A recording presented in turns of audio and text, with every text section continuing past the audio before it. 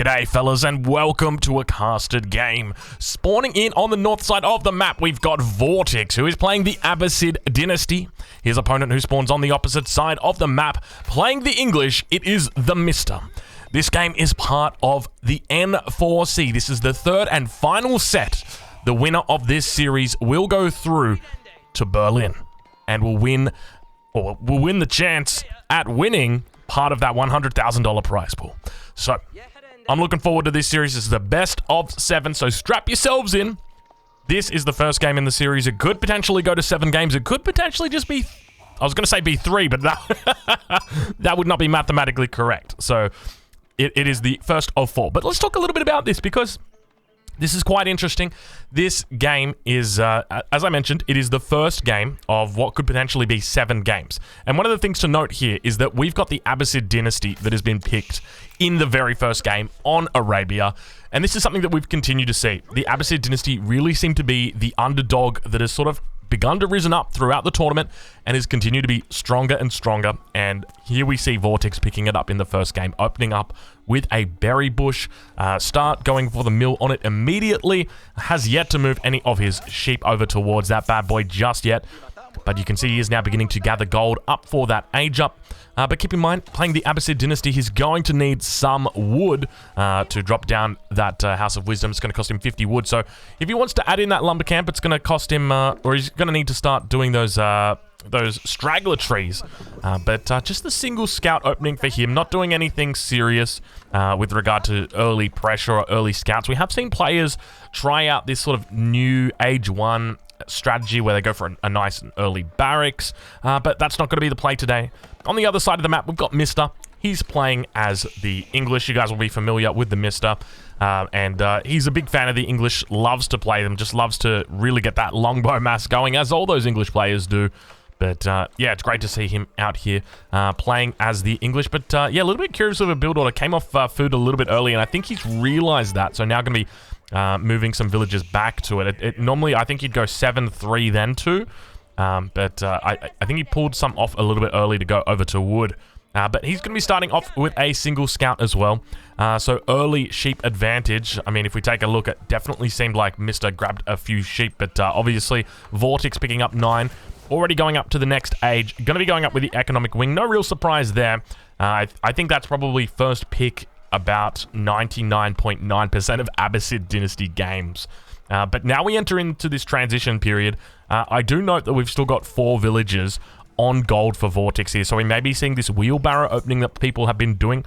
I think this was popularized by Don Artie, so no real surprises there. That guy is a pioneer when it comes to finding out the most cracked build orders. If you ever want to spot, you know, a nice new build order, go check Don Artie's stream out. He's got plenty of good stuff.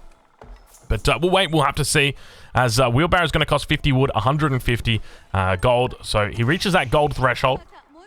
Obviously, there's a lot of other things he could be doing with that gold as well. So he's going to need to get fresh foodstuffs in. That's 125 gold. So he's probably going to look to hit around that 290 threshold and then potentially look at coming off. And now we do see that gold has been used. So we're going to have the wheelbarrow out nice and early. I remember seeing a meme on Reddit. It was, friends don't let friends Dark Age wheelbarrow. I think that, if I remember correctly, that was the meme. And it turns out, well, those friends are probably lower ELO because Dark Age Wheelbarrow seems to be a thing. And now we can see Mister on the other side of the map going to be doing the same thing, dropping down the council hall and dropping down a mill. He's got enough resources in the bank for Wheelbarrow if he wants to go for it. Does he actually look to go for it as well? Could we be seeing the double Wheelbarrow meta here in the Dark Age? It's looking more and more likely, but I mean, he's got a fair few resources back up there, but you really got to wonder what he's doing with all that because it's quite a few resources. Could he potentially go for professional scouts as the English? Would that even be a possibility? Would that be a thing? I mean, you could definitely do it, but I just feel like it's a little bit of a waste. Yeah, now I'm going to be heading into farms. Look at these farms. Now, one of the things to note is he's actually using the special placement, and this was done, I think it was Spirit of the Law who did the video on this, and he basically said, hey, look, there's actually a better way to place your farms. You go 4 along here, and then 2 in the middle, and then 4 more along there. And you can actually get 10 in on each one. But now a second mill coming down right here. Look at the Mister going for a farm boom at the beginning of the game. Still so much gold in the bank here. And is actually going for the wheelbarrow. So look at that. We've got a double wheelbarrow opening before 5 minutes. So double Dark Age wheelbarrows right there. I mean, technically this one, probably not a Dark Age wheelbarrow, but he started it right as that age up finished. So I'm pretty happy to call that a Dark Age wheelbarrow. That's definitely, I'm even curious why he delayed it so much. I feel like he probably should have just gone it a little bit earlier. But isn't that so interesting to see that this is so popular to go for this Dark Age wheelbarrow now, because we've seen it in multiple games, multiple civilizations, different build orders coming out, but always opting for that same opening. So this is really curious. It's starting to make me think maybe we might actually see it coming back with the Chinese as well. This was something that I sort of did in the beginning. When I was going for fast castles, I would go wheelbarrow plus go for that survival techniques nice and early in the game, and then sort of boom into the third age from that. But I mean, China are another great option to do it on, just simply because they open up with a mill in the early game, whereas you compare to the English, you know, it's very rare that these guys open with mills unless there's a very good reason, just simply because they've got typically they've got access to plenty of food, at least all the food that they're going to need. No longbows coming out just yet. First one going to be coming out, barracks coming down. Obviously that barracks is going to be in response to the horsemen that are out on the field at the moment. And yeah, at the moment, Vortex looking pretty strong now. Mr. will scout that he is on stone and quite heavily on stone. So I'm curious what his reaction is going to be to that. There's normally 2 reactions that you can do. Number 1 is get your own town center, or number 2, look to age up yourself. I guess there's the third reaction as well, which is just go all in, baby. Now, I don't see the Mister as that kind of guy, but we'll have to see. We'll have to wait. Yeah, I suspect he's probably going to be looking to go up into some sort of castle age as a response to that. But up towards the base of Vortex now. It looks like he's pretty close to that, hitting that golden age. In fact, he has. He's sitting on 10 buildings right now. And I love the way that he's used his buildings here. This is a really smart move. So he's used his larger buildings to extend the network out. And as a result, it means he doesn't have to build any excess buildings. You can see his housing sitting at 33 out of 40 at the moment. So he hasn't had to drop down any sort of extra sneaky houses or anything like that.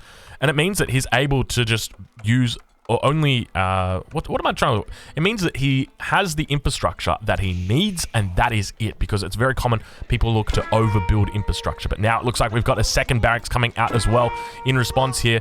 Vortex, got to be careful. He might potentially lose a horseman, but not before he takes out a villager of Mister. Mister not being a little bit careful there, almost losing 2 villagers. So the first villager of the game going to be going down, but at the same time, it looks like a horseman does also go as well. We'll switch it over to income per minute. Vortex continuing to gather up stone, or at least that's what it says up the top. And that's why you can't rely on it, because it says income per minute, but the truth is he hasn't actually collected stone in a long time. So getting up that town center now, so going for a second town center. I like this placement a lot. Even though it doesn't have access to any other resources, it's just got that wood line there. It's very safe. And you want to keep that second town center very safe with the Abbasid dynasty. Just typically because it's only got 2,400 health. And the Abbasid dynasty, unlike many other civs, need to go for a second town center. In my opinion, it's really their only win condition. And as a result, it means that you're going to be facing a lot more aggression as the civilization. So very smart moves coming out from Vortex. We'll check in with the Mister. We'll see how he's doing and take a look at this. We got the triple early men-at-arms already coming out here. This is probably something that Mister wants to keep nice and secret. You can see he's actually going for +1 range arrow here. But a bit of a raid coming in the back. He's got the scout out the front, and now it looks like towards the north of the map, we've got Mister that scouts out. He's got to be careful. He's going to lose those 2 sheep, almost 100% certainty. But these men-at-arms managed to defend the raid. A little bit of a double-pronged attack here. Very, very nice from him.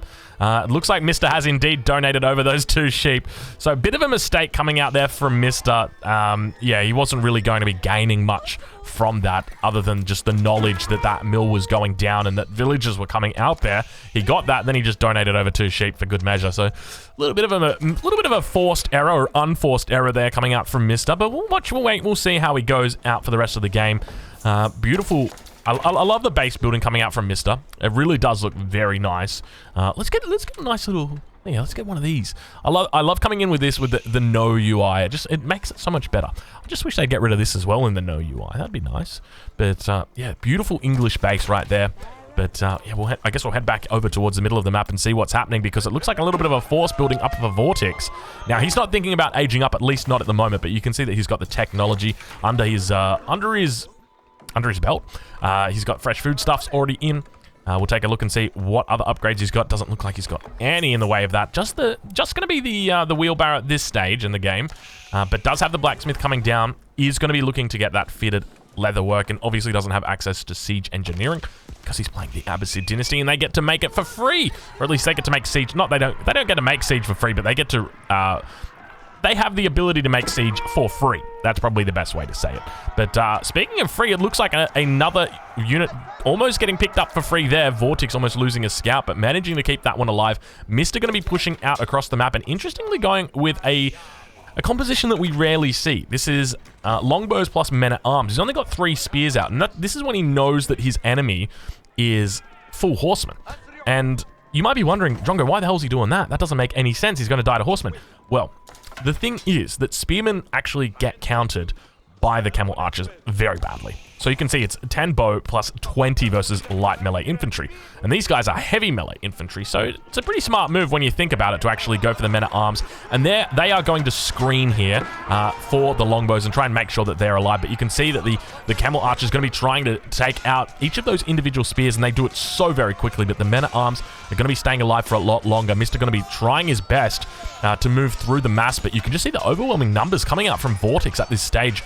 So going for that single stable, single archery range, and still doing a really good job. But it does look like Mr. is going to be able to break through, at least for the short term. A lot of his units are still alive, so he's doing quite well with that regard. And a couple of spears now are going to be coming in as well. When the majority of the camel's dead, that's going to make it very easy for Mr. to continue pushing on. Now, one of the things I'd like to talk about is the fact that Mr. is on a timer. And it's important. I often talk about this, the timer, the concept of a timer. What is a timer? Well, the Mr. knows that his enemy has got a second town center. He spotted him on stone. All right, now, hold on. There's the stone. He spotted him on this stone. Remember, there was a scout with the 2 sheep following it. It later came up here. Well, the 2 sheep died, but the knowledge that he was on that second town center has not. And it means that Mr. knows that if he wants to stay in this game, he needs to either A, contest this second town center, B, look for his own second town center, or 3, tech up. At the moment, it looks like a little bit more aggression is coming out than normal for the Mr. He is normally a very safe player, but he might be feeling the nerves coming in, because this obviously is the final round, or the final series of the N4C. This is the first qualifiers, so obviously there's going to be the second qualifiers if people aren't successful this time around. But yeah, could be feeling the nerves. It's a lot of money that's on the line. If you're not successful here, it's going to be a bad time. It's going to be a bad time, and it's a lot of pressure having to go through it again. But we'll see how Mr. goes. Compare that over to Vortex. He's at the moment sitting on 56 villagers, 12 military versus 42 and 28. So Mr. with a much larger military, Vortex with slightly more villagers at the moment. And now Vortex going to be under somewhat of an attack. You can see that an outpost coming up here in the north just to protect that gold mine. That gold mine is going to be really important to keep. But very curiously, he's got a lot of gold stacked up there. Doesn't look like he's got a lot going on with it. Double stable actually coming out. Double archery range also going to be coming out. And sticking to this composition, so a full cavalry composition here. He's gone double horseman, double camel archer. I like it. I like what I'm seeing here. I think it's quite a versatile composition. And it looks like we've got, in addition to that, that outpost coming up out the back, we've also got a mill coming down out the front.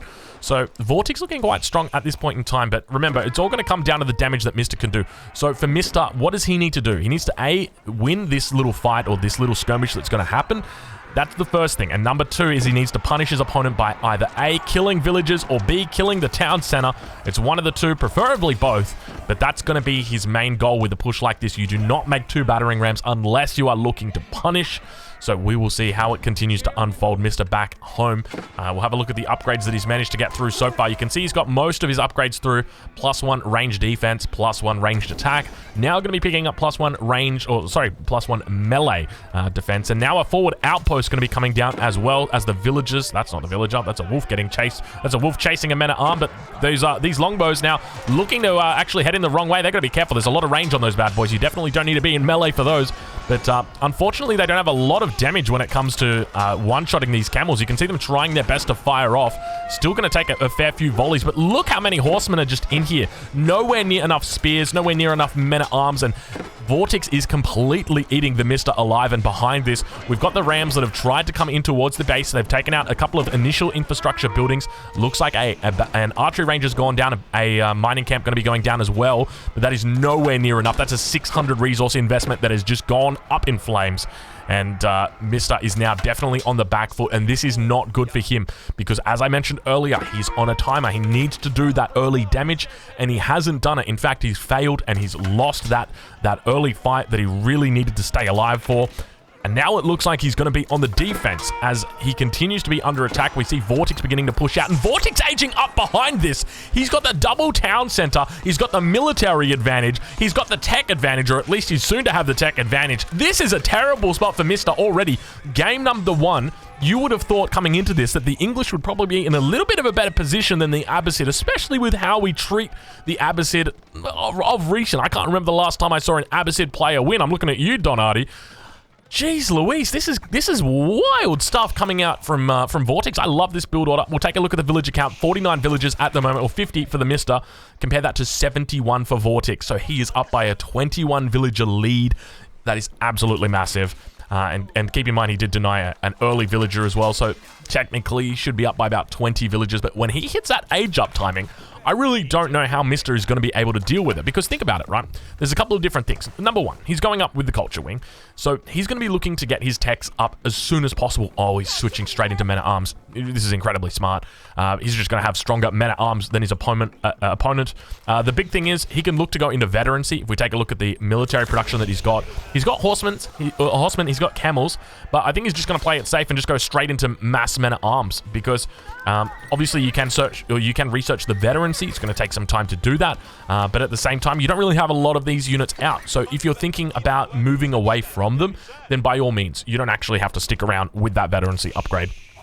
You can just throw those units away because if you're going to be moving towards this sort of mass men-at-arms composition, then it's absolutely fine. But now looking towards the blacksmith, we actually see that +2 damage is coming in at this point. And now down towards the south, it looks like Mister going to be making a final push in, or at least trying. He's saying, I know that you're in there. Come on out. Come on out. We see the outpost going to be coming down, but look how small this mass is coming out from Mister. And meanwhile, we've got the triple racks on the front line from Vortex, sort of telegraphing exactly what he's planning to do. And Mister just taps out. I think Mister just saw the men-at-arms and he just says, you know what? I don't want anything to do with it.